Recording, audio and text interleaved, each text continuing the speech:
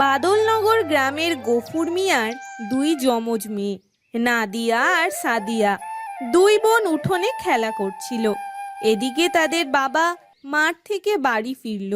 তখন তাদের মা জাহানারা রান্নাঘরে তাদেরকে খেতে ডাকে।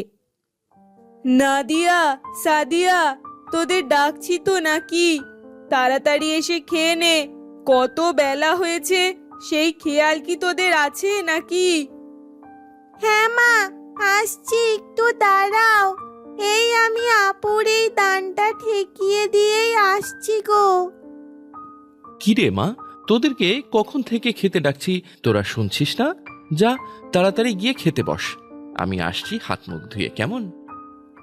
আমরা তোমার সাথে খেতে বসবো, তুমি আগে এসো হাত মুখ ধুয়ে, তারপর আমরা একসাথে খেতে যাব, কেমন? তোদের নিয়ে আর পারি না, পাগলি দুটি আমার। আমি আসছি মা, তোরা গিয়ে বয়। কি রে, কি হলো তোদের? আমি আসলে কিন্তু খেলা তোদের দেখিয়ে ছাড়বো। লাঠি নিয়ে এলাম, দাঁড়া। এই রে, মা রেগে গেছে, তাড়াতাড়ি চল, না হলে মা আবার লাঠি নিয়ে মারতে আসবে। হ্যাঁ হ্যাঁ, চল চল, তাড়াতাড়ি গিয়ে খেতে বসি, মা মনে হয় ভালো কিছু রান্না করেছে।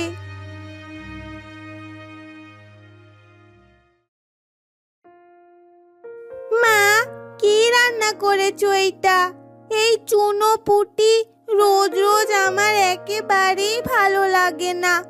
একটু চিংড়ি মাছ রান্না করলে কি হয় শুনি? কেন, এই পুঁটি মাছের ঝোল তো বেশ স্বাদ হয় খেতে, এইগুলো খেলে ক্ষতি কি শুনি? না মা, আমারও অনেকদিন চিংড়ি মাছ খেতে ইচ্ছে হয়েছে, মামা বাড়ির সেই চিংড়ি আর নেই। কি করে থাকবে শুনি? আমার ভাই সেই 5 কেজি চিংড়ি পাঠিয়েছিলেন, তা তো তোরা 2 দিনেই সাবার করে দিলি। আমার বাপটাও বেঁচে নেই, আজ সে থাকলে বেশি বেশি চিংড়ি মাছ দিয়ে যেত। ঠিক আছে মা, হয়েছে, আর বলতে হবে না। আমাদের না হয় একটু চিংড়ি মাছ পছন্দ, তাই একটু বেশি খেয়েছি, আর তুমি তাই আমাদের এত কথা শোনালে, আমরা আর খাবোই না।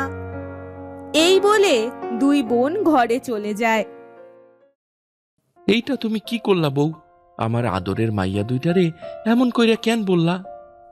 কি আর করব, তোমার দুটো মেয়ে আজকাল খুব বাড় বেড়েছে, রোজ রোজ এত চিংড়ি কোথায় পাবো? আমরা তো আর কোটিপতি না।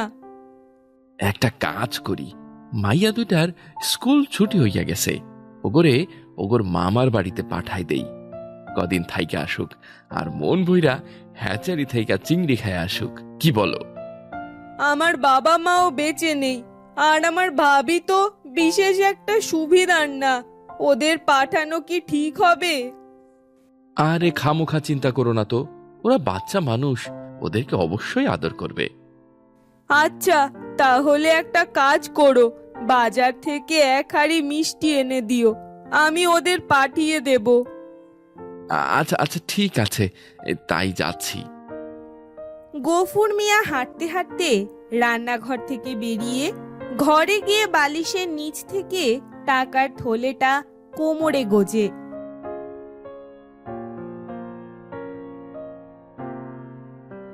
আর তারপর গ্রামের আঁকাবাঁকা পথ ধরে বের হয়ে পড়ে বাজারের উদ্দেশ্যে।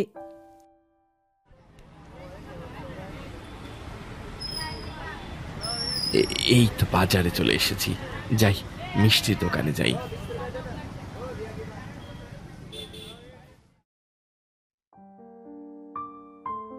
ভাই, এই আমাকে 2 কেজি ভালো দেখে ছানার মিষ্টি দাও দেখি। ও হ্যাঁ, আর হাঁড়িতে 2 কেজি রসগোল্লাও দিয়ে দিও, আমার শালাবাবু বেশ পছন্দ করে রসগোল্লা। বাবা রে বাবা, 4 কেজি মিষ্টি নিয়ে কোথায় যাবে গো ভাই? শ্বশুর বাড়ি নাকি? সে কথা আর বলো না তো ভাই, আমাদের কপাল থেকে শ্বশুর বাড়ি উঠেই গেছে, 2 মেয়ে যাবে তাদের মামার বাড়ি বেড়াতে। ও আর বলতে, আমারও ওই একই জ্বালা গো, কলেজ বন্ধ হয়েছে কিনা ছেলে মেয়ে বউ সব উঠেছে আমার শ্বশুর বাড়ি, আর আমি বাড়ি একা পড়ে আছি। তেমন হয়, ছেলেপেলেরা ছুটিতে বেড়াতে তো যাবেই। দাও দাও, আমাকে মিষ্টি ওজন করে দাও তো দেখি, আমার আবার দেরি হয়ে যাচ্ছে। গফুর মিষ্টির হাড়ি নিয়ে টাকা মিটিয়ে তার দুই মেয়ের কাছে আসে। তার মেয়েরা সেই মিষ্টির হাড়ি নিয়ে মামা বাড়ির উদ্দেশ্যে রওনা দেয়। সাদিয়া আর নাদিয়া মিষ্টির হাড়ি নিয়ে মামা বাড়ির উদ্দেশ্যে চলে যায়। এই শোন না নাদিয়া, মাও মিষ্টি খেতে দিল না, চল আমরাই খেয়ে নেই। দূর পাগল, এই পথের মাঝে কিভাবে বসে খাবো? ওই দেখ পুকুর, ওর ধারে গিয়ে চল খেয়ে আসি। কটা মিষ্টি খেয়ে আবার মুখ বন্ধ করে দেব। আমার তো খুব ভয় করছে রে, মা যদি কোনোভাবে জানতে পারে তাহলে তো আমাদের ধরে পেটাবে।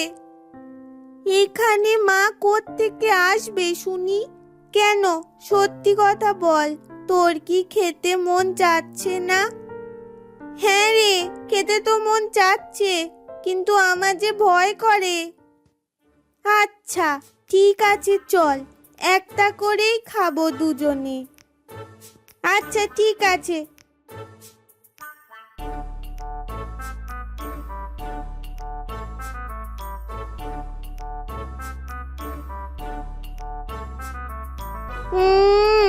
কি স্বাদ রে বাবা, দে আরেকটা দে তো। এই করতে করতে হাড়ির সব মিষ্টি খেয়ে ফেলে তারা। এই যা, সব মিষ্টি তো শেষ, আর শুধু হাড়ির তলায় ঝোলটুকুই রয়েছে। কি বলিস রে, এত তাড়াতাড়ি শেষ হয়ে গেল? তা শেষ হবে না, তুই যে পেটুক, খাওয়ার তালেই আছিস, থামছিসই না।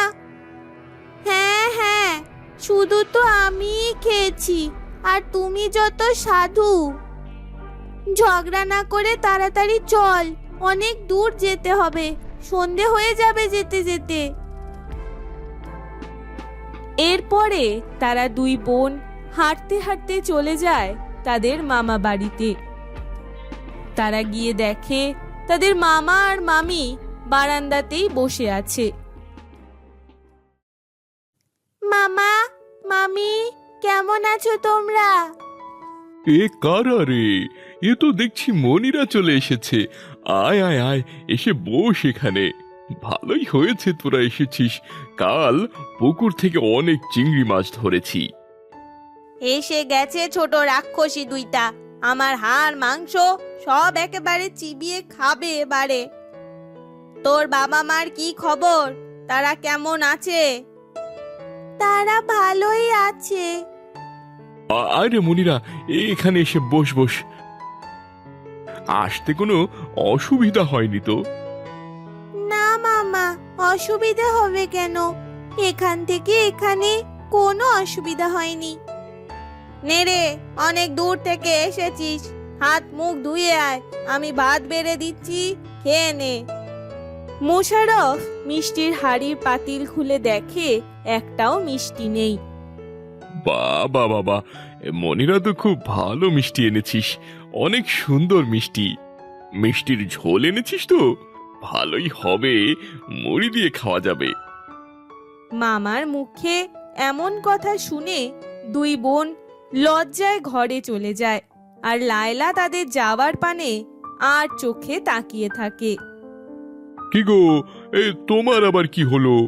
দূর থেকে এসেছে, ক্ষুধা পেয়েছে মনে হয়, মেয়ে দুটোকে খেতে দাও। মোলো যা, এক হাড়ি মিষ্টি সাবার করে ফেলেছে দুইজনে, আবার নাকি ক্ষুধা। ওরা মানুষ নাকি রাক্ষস কে জানে। ছি ছি ছি ছি ছি, কি বলছো এসব? ওরা ছোট মানুষ, ওদের কি আর সেই বুদ্ধি আছে নাকি? যাও, ঘরে গিয়ে ওদের খেতে দাও। এসব কথা শুনলে ওরা কি ভাববে বলো দেখি। লায়লা মুখ বাঁকিয়ে ঘরে চলে যায়।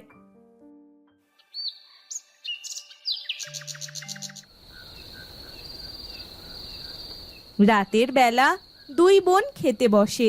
লায়লা তাদেরকে ভাত বেড়ে দেয়, আর মোশাররফ পাশে বসে থাকে। শোন, একদম নিজের বাড়ি মনে করে খাবি, কোনো রকম যেন একটুও লজ্জা পাবি না। হ্যাঁ রে, এই যাই পারিস পেট ভরে খেয়ে নিবি, কোনো লজ্জা করবি না। দেখ, তোর মামি তোদের জন্য চিংড়ি মাছের কতগুলো পদ বানিয়ে রেখেছে। লজ্জা পাবো কেন? নিজের মামা মামির কাছে কিসের লজ্জা? এই তো তোরা বড় হয়ে গেছিস দেখছি।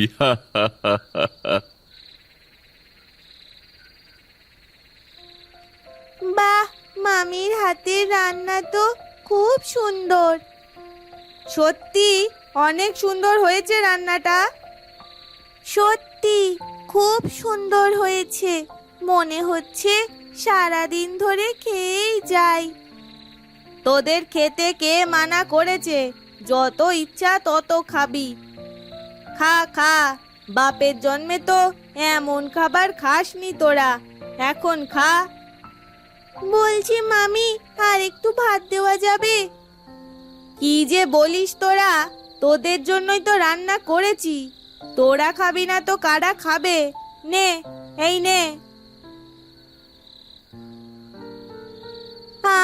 খেয়ে যেন পেটই ভরছে না। সাদিয়া আর নাদিয়াকে লায়লা খাবার বেড়ে দেয়, আর সাদিয়া আর নাদিয়া খেতে থাকে। খাওয়া শেষ হলে তারা দুই বোন ঘরে চলে যায়।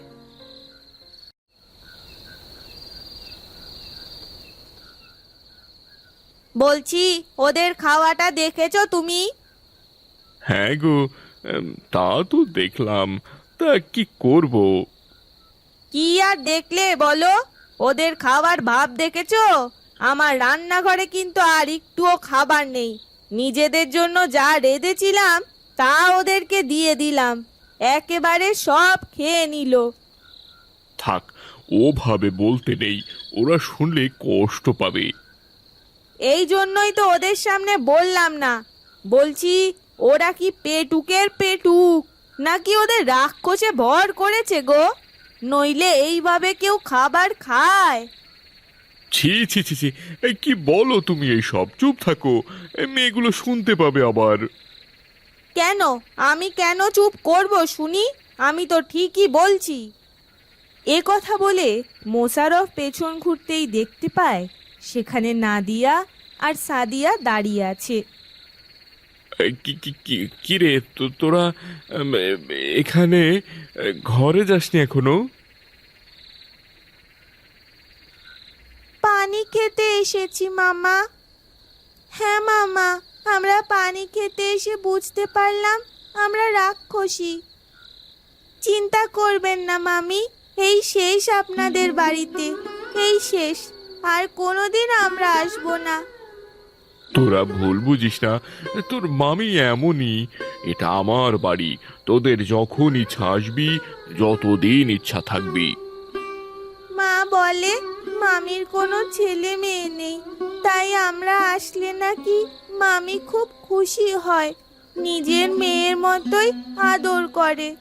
আমরা তো মামির আদর পেতে আসতাম, আর এখন যখন জানলাম এই সব মিথ্যে, তখন আর কেন আসবো মামা? সাদিয়া আর নাদিয়ার মুখে এই কথা শুনে লায়লা তার ভুল বুঝতে পেরে কাঁদো কাঁদো গলায় তাদের বলে, আমায় তোরা মাফ করে দে, আমার ভুল হয়ে গেছে। তোরা আমাকে এত ভালোবাসিস আমি তা বুঝতে পারিনি, আমায় ক্ষমা করে দিবি না তোরা? আরে মামি, তুমি আমাদের গুরুজন, তুমি কেন ক্ষমা চাইছো? আমাদের কথায় কষ্ট নিও না। আচ্ছা বেশ, কষ্ট পাবো না যদি তোরা আমার বুকে আসিস। সাদিয়া আর নাদিয়া তার মামির মুখে এই কথা শুনে তার মামিকে জড়িয়ে ধরে।